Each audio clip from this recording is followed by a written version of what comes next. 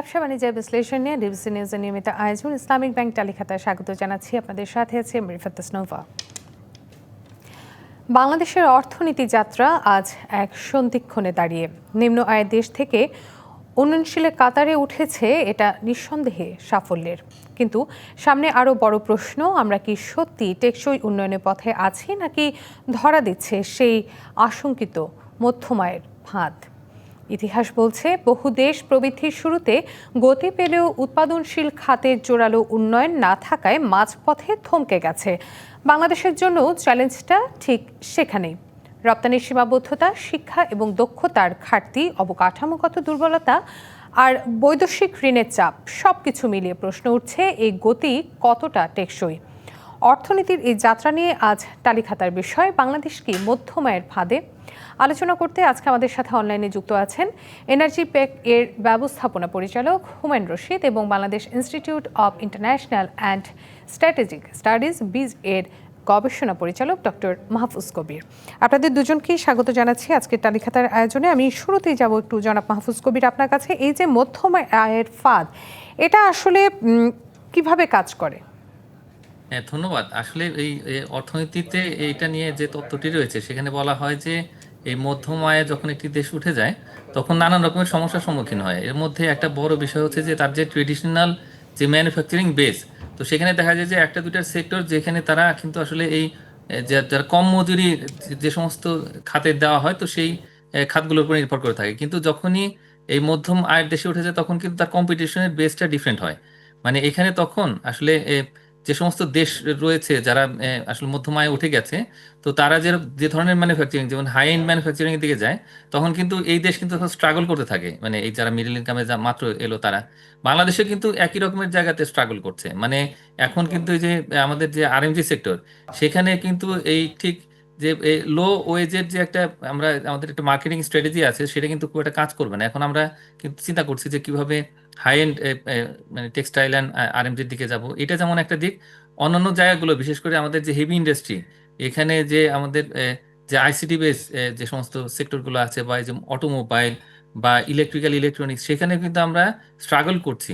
তার কারণ এখানে আমাদের স্কিল ম্যান পাওয়ার যেটা দরকার, সেটা কিন্তু আমরা সেভাবে পাচ্ছি না। আবার অন্যদিকে ব্রেন ড্রেনও হচ্ছে। মানে এই যে স্ট্রাগলগুলা, সেই স্ট্রাগলগুলাই কিন্তু অনেক দেশেই দেখা গেছে। তো তারা ম্যানেজ করতে গিয়ে কিন্তু হিমশিম খেয়েছে। পরে তারা যারা আসলে এটাকে ঠিক মতো ম্যানেজ করতে পেরেছে, তারা কিন্তু এই ট্র্যাপ থেকে বের হয়ে গেছে। এখন উচ্চ যে প্রবৃদ্ধি ছিল, সেই প্রবৃদ্ধি কিন্তু এখন বাংলাদেশে কমে এসছে। এখন কিন্তু বাংলাদেশের যে যেমন বিগত অর্থ বছরে দেখা গেল যে 4%-এর নিচে চলে গেছে অর্থনৈতিক প্রবৃদ্ধি। তো আমাদের যেরকম 7-8% প্রবৃদ্ধি ছিল, সেই জায়গাতে কিন্তু আমরা আর থাকতে পারছি না, বা যেতে অনেক স্ট্রাগল করতে হবে। মূলত এই বিষয়গুলো নিয়ে আসলে কাজ করে যে একদিকে হলো যে এই যে লো ওয়েজের যে একটা অ্যাডভার্টাইজমেন্ট বা তার যে একটা একটা অ্যাডভান্টেজ, তো সেই অ্যাডভান্টেজে আর থাকা যাবে না। আর একই সঙ্গে আমরা কিন্তু এই যে হাই এন্ডের যে প্রোডাক্টগুলো আছে ম্যানুফ্যাকচারিং, তো সেই জায়গাতে আমাদের এখন ওই সেই ট্রানজিশনটা কিন্তু অনেক ডিফিকাল্ট হয়ে যাচ্ছে। এবং অ্যাট দ্য সেম টাইম আমাদের যে এই যে সেক্টরাল যে ডাইভার্সিফিকেশন, তো এবং এই ইন্ডাস্ট্রির বেসটাকে আরো স্ট্রং করা, তো সেই জায়গাগুলোতেই আর আমরা অনেকটাই ট্র্যাপের মতো পড়ে গেছি। এবং বিশ্বের অনেক দেশ যেহেতু পড়েছে, এই কারণে এটাকে আসলে মিডল ইনকাম ট্র্যাপ বলা হয়। তো সেক্ষেত্রে আমি একটু জনাব হুমায়ুন রশিদ আপনার কাছে যেতে চাই। এই যে একটি কথা আসলো, তো আপনার কাছে একটু জানতে চাচ্ছি, ব্যবসায়ী হিসেবে আপনি কি মনে করছেন? জনাব হুমায়ুন রশিদ, আপনার কাছে একটু যেতে চাই, বাংলাদেশের বর্তমান যে শিল্প নীতি রয়েছে মধ্যম আয়ের ফাঁদ এড়ানোর জন্য, সেটি যথেষ্ট কিনা? ধন্যবাদ আপনাকে। আসলে আমি যেটা মনে করি সেটা হচ্ছে যে আপনি যদি দেখেন অতীতে আমাদের কোভিড গেছে, কোভিড এর একটা বড় ধাক্কা, আনএক্সপেক্টেড, যেটা আমরা কেউ চিন্তাই করি নাই। এরপরে যাচ্ছে গ্লোবাল সাপ্লাই চেইনের যে একটা মানে এফেক্ট আসছে, আপনার গ্যাস, তেল, পানি সবকিছুর দাম মূল্য অত্যন্ত বেড়ে গিয়েছিল, যেটার একটা এফেক্ট এসছে। আমাদের সম্প্রতি ডলারের উপর একটা এফেক্ট যেটা আমরা পেয়েছি, ফলে এ দেশ এগিয়ে যাচ্ছে। মানে এই না যে আমরা এখনই রেডি। আমাদের এই মুহূর্তে যদি আমরা রেডি না হয়েই যদি বলি যে আমরা মধ্যম আয়ের দিকে চলে যাচ্ছি, তা ঠিক না। আমরা কিন্তু যেতে চাই। আমরা জাতি হিসাবে আমাদেরকে আরো বেশি তুলে ধরতে চাই, কিন্তু আমাদের সময় দরকার, যেটা এত তাড়াতাড়ি আমাদের পক্ষে কোনোভাবেই উচিত হবে না বলে আমরা ব্যবসায়িক সমাজ মনে করি। এই যদি আমাদের যায়, তাহলে যদি এই মধ্যমায়ের দেশ হিসেবে যদি আমাদেরকে স্বীকৃতি নিতে হয়, তাহলে কিন্তু আমাদের অনেকগুলো চ্যালেঞ্জ হয়ে গেছে, বিশেষ করে লোন অ্যাক্সেস টু লোন আমাদের জন্য খুব বেশি চ্যালেঞ্জিং হয়ে যাবে। আমরা সীমিত লোন পাবো, এবং লোনের যদিও ঋণ আপনার ঋণের পার্সেন্টেজ কমে যাবে, কিন্তু আমাদের কিন্তু অ্যাক্সেস টু লোন আমরা যে গ্লোবালি যে অ্যাক্সেস করি সেটা আমাদের জন্য একটা চ্যালেঞ্জ হবে। আমাদের জন্য এই যে আমাদের শ্রম বাজার যেটা আছে, এটাকে আমাদের কাজে লাগাবার এখনই সময়। আর না, তা না হলে কেন 14টা আপনার এই এই চেম্বার অফ কমার্স কেন এটার বিরোধিতা করছে, এটাকে সাপোর্ট করছে না? মোটা দাগে যদি আমি বলি যে আমাদের আসলে প্রস্তুতি নাই। আমাদের কিন্তু ভোক্তা, আমাদের যারা স্টেক হোল্ডার আছেন, তাদের কথা শুনতে হবে, তাদের কথা বুঝতে হবে, তাদের যুক্তি বুঝতে হবে। এর উপরে আমার মনে হয় সরকারের এটার ব্যাপারে সম্মতি দেওয়া উচিত। যদি এই এই এই চেম্বারদের কথা না শুনে, কিংবা যারা ব্যবসায়িক কমিউনিটি তাদের কথা না শুনে যদি আমরা যাই, তাহলে কিন্তু এটা ব্যাকফায়ারও করতে পারে। এই ব্যাকফায়ার যাতে না হয়, হওয়ার জন্যই আজকে আমাদের মনে হয় এটা একটু পিছিয়ে দিলে ভালো হবে, এবং আমাদের ব্যবসায়িক কমিউনিটির জন্য ভালো হবে। আগামী প্রজন্মের জন্য আরো বেশি কর্মসংস্থান আমাদের দেশের দরকার। আমাদের দেশে এখনো এফডিআই অ্যাট্রাক্টেড হয় নাই।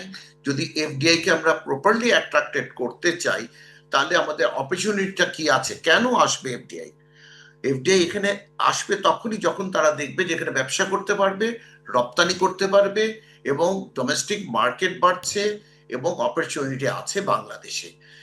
এই জন্য কিন্তু যে কোনো উদ্যোক্তা, দেশি উদ্যোক্তা বলেন আর বিদেশি উদ্যোক্তাই বলেন না কেন, আসবে। তবে ইট ইজ টু আর্লি আমাদের কাছে মনে হয় যে এখনই এই মুহূর্তে আমাদের এই মধ্যম আয়ে রাস্তায় চলে যাওয়া, এই এলডিসি উত্তরণের এই রাস্তায় যদি চলে যাই, তাহলে আমার কাছে মনে হয় আমাদের জন্য মঙ্গলকর না। যে একই বিষয় নিয়ে আমি একটু জনাব মাহফুজ কবির আপনার কাছে একটু যেতে চাই। এই যে ঋণের বিষয়টি এসেছে, একই সাথে শিক্ষা বা দক্ষতার বিষয়টিও কিন্তু চলে এসেছে। জনশক্তি অর্থনীতির বোঝা হয়ে উঠতে পারে, বা কর্মসংস্থান, এই বিষয়গুলো কিন্তু আমরা এখানে পেয়েছি। আপনি কি মনে করছেন এখন কি আসলে সময় আসেনি এলডিসি গ্রাজুয়েশনের? হ্যাঁ, ধন্যবাদ। আপনি যে প্রথম প্রশ্ন করেছিলেন যে যে আমাদের ইন্ডাস্ট্রিয়াল পলিসি কি, মানে ইন্ডাস্ট্রিয়াল পলিসি হচ্ছে কি, যে আমরা তো বিভিন্ন রকমের কথাবার্তা বলে থাকি, কিন্তু আলটিমেটলি আমাদের কিন্তু একটা দুটো সেক্টরই এই মুহূর্তে ভালো করছে। এর মধ্যে আরএমজি সেক্টর, যেটা এখন আবার নতুন করে সুযোগ পেয়েছে, যে যেহেতু চীন এবং ভারতের সঙ্গে যেহেতু ভারত বিশেষ করে যে ভারতের কথা আমি বলবো, যে এখানে অনেকখানি শুল্ক ইম্পোজ করা হয়েছে আসলে মার্কিন যুক্তরাষ্ট্রের দিক থেকে, সেখান থেকে কিছু সুবিধা আসছে, কিছু অর্ডার আসছে, কিন্তু আলটিমেটলি 2026-এর যে নভেম্বরে যে গ্র্যাজুয়েশনটা হবে, এরপরে কিন্তু দুই একটা জায়গা বাদে, মানে বিশেষ করে ইউরোপিয়ান ইউনিয়ন তারা ট্রানজিশন পিরিয়ড আমাদের দেবে 3 বছর, আর যুক্তরাজ্য দিচ্ছে আমাদের একই রকমের সুবিধা, আর কয়েকটা দেশ আছে তারা এই সুবিধাগুলো দেবে। তার মধ্যে জাপান আছে, কানাডা আছে, কিন্তু বাকি যে দেশগুলো আছে প্রায় 38টা অর্থনীতি, তো সেখানে কিন্তু আমরা এই সুবিধাটা পাবো না, যে ডিউটি ফ্রি অ্যাক্সেসে। তখন কিন্তু আমাদের অবস্থাটা কেমন হবে সেটা একটু আমরা কিন্তু কল্পনা করতে পারি না। যে এই মানুষ যে এই মুহূর্তে এমনিতেই অনেকগুলো কারখানা বন্ধ হয়ে গেছে, তো এরপরে দেখা যাবে যে আরো কারখানা বন্ধ হচ্ছে, এবং লক্ষ লক্ষ মানুষ বেকার হচ্ছে। তো সেটা তো একটা বাস্তবতা। যত যাই বলি না কেন, আমাদের কোভিড-19 এবং এরপরে রাশিয়া ইউক্রেন ওয়ার, তারপরে যে আমরা দেখলাম যে বাংলাদেশের যে আসলে ব্যাংকগুলো কিছু কিছু জায়গাতে খালি হয়ে গেছে, অর্থ পাচার হয়েছে। তো এগুলো তো বাস্তবতা। জি, তো জনাব এটার মাহফুজ কারণ কবির, জনাব মাহফুজ কবির, এই বিষয়টি নিয়ে আমরা আসবো, কিন্তু জনাব হুমায়ুন রশিদ এবং মাহফুজ কবির, তার আগে আমরা একটি ছোট্ট বিরতিতে যাচ্ছি।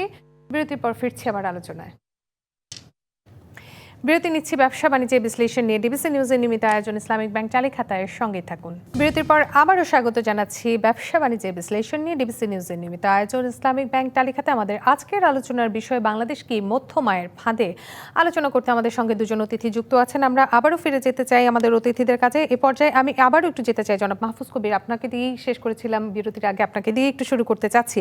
যেমনটি বলছিলেন যে আসলে ঋণের বিষয়টি বলছিলেন, অনেক ঋণ সুবিধা আমরা পরবর্তীতে নাও পেতে পারি। একই সাথে বাংলাদেশে এখন যে অবস্থার মধ্যে দাঁড়িয়ে রয়েছে, আগামী বছর যদি গ্র্যাজুয়েশন হয় তাহলে কি হবে, ব্যবসায়ীদের কথা তো আমরা শুনলাম। আপনি কি একটু বলবেন যে প্রবৃদ্ধি ধারা সেক্ষেত্রে কি ধরনের ঝুঁকিতে পড়তে পারে? অবশ্যই, যদি বিনিয়োগ বাধাগ্রস্ত হয় এবং সেখানে যদি কর্মসংস্থান কমে যায়, তো প্রবৃদ্ধি তো এমনিতেই কমবে। তার কারণ ওই অনেকগুলো কারখানা আসলে বন্ধ হওয়ার যথেষ্ট আশঙ্কা রয়েছে। তার কারণ অনেকগুলো দেশে কিন্তু আমরা ডিউটি ফ্রি অ্যাক্সেস পাবো না। এবং একই সঙ্গে কিছু দেশ আছে আমাদেরকে আসলে ওই শুধুমাত্র আমরা এলডিসি এটার কারণেই তারা এই ডিউটি ফ্রি অ্যাক্সেস দিচ্ছে আমাদেরকে, হ্যাঁ। তো ওইটা ওই 2026 নভেম্বরে উঠে যাবে, যেমন ভারতের বাজার, তো সেখানে আমাদের কিন্তু প্রায় $2 বিলিয়ন মতো এক্সপোর্ট হচ্ছে। তো এটা কিন্তু আর এই রেগুলার যে ডিউটি সেটা আসলে ওটা হবে না। তো এইরকম যে সমস্যাগুলো আছে এটার কারণে কিন্তু আমরা বড় রকমের ক্ষতির মুখে পড়তে পারি, এবং এই কারণে দেখা যাবে কি যে আমাদের এই যে মিডিল ইনকাম ট্র্যাপের মধ্যে থাকতে হচ্ছে, এবং সেটা একটা টিপিক্যাল কেস হিসেবে থাকবে। আর ঋণের ক্ষেত্রে যেটি বলেন সেটা হলো যে আমরা কিন্তু ওই সফট লোনগুলো, বিশেষ করে যে ইন্টারন্যাশনাল অর্গানাইজেশনগুলো আছে, ওয়ার্ল্ড ব্যাংক, এডিবি, আইএমএফ, তাদের কাছ থেকে যখন সহজ শর্তে কম সুদে এবং লম্বা সময়ের জন্য যে একটা গ্রেস পিরিয়ড থাকে, এবং পরিশোধের যে সময়সীমা সেটাও অনেক সময় আমরা 20 বছর, 25 বছর, 30 বছর পাই। তো সেটা কিন্তু আমরা আর পাবো না।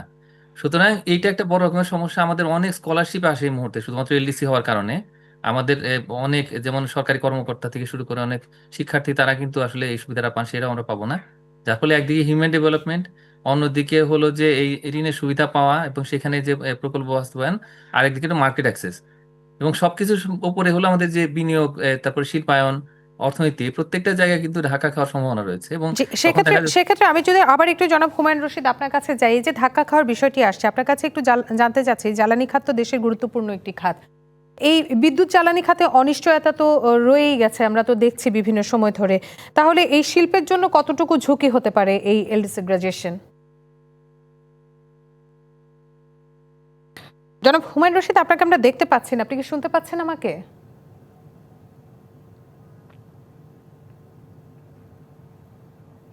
যে আমরা একটু মাহফুজ কবির আপনার কাছে একটু থাকি, আপনার কাছে একটু থাকি, আপনার কাছ থেকে একটু, যে আমরা দেখতে পাচ্ছি হুমায়ুন রশিদ আপনাকে, আপনি একটু বলবেন যে এই যে বিদ্যুৎ জ্বালানি খাতের কথা আমরা বললাম, আপনার কাছ থেকে জানতে চাই এই খাতটা কতটুকু অনিশ্চয়তার মধ্যে রয়েছে, বা আপনারা ব্যবসায়ী হিসেবে কতটুকু অনিশ্চয়তার মধ্যে আছেন?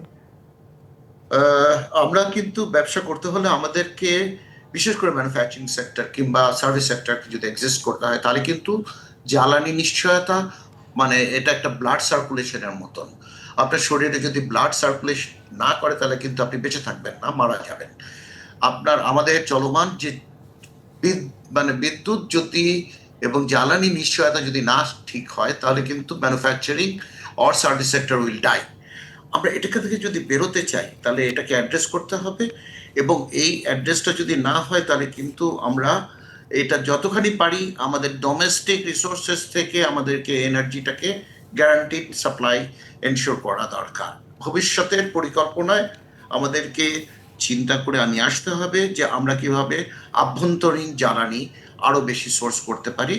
সেটা হচ্ছে প্রথমত আমাদের এখানে কি কি কোথায় কোথায় গ্যাস পেতে পারি, আমরা আমরা সমুদ্রে কিংবা আমরা অফশোরে কি ধরনের আমরা গ্যাস এবং বিদ্যুৎ, গ্যাস এবং জ্বালানির আমরা আমরা ড্রিলিং করতে পারি কিংবা আমরা অনুসন্ধান চালাতে পারি। এবং আমাদের যে এই দেশে কিন্তু অনুসন্ধানের কথা কিন্তু অনেকদিন ধরেই আসছে, যে আমরা নিজস্ব ক্ষেত্র থেকে গ্যাস এবং জ্বালানি অনুসন্ধান। তাহলে আপনার কাছে প্রশ্ন, তাহলে আপনাদের জন্য কতদিন সময় প্রয়োজন এই এলডিসি গ্রাজুয়েশনের একটি কাঙ্ক্ষিত সময়, বা আমরা যদি বলি মোক্ষম সময়, আপনার কখন মনে করছেন আপনারা?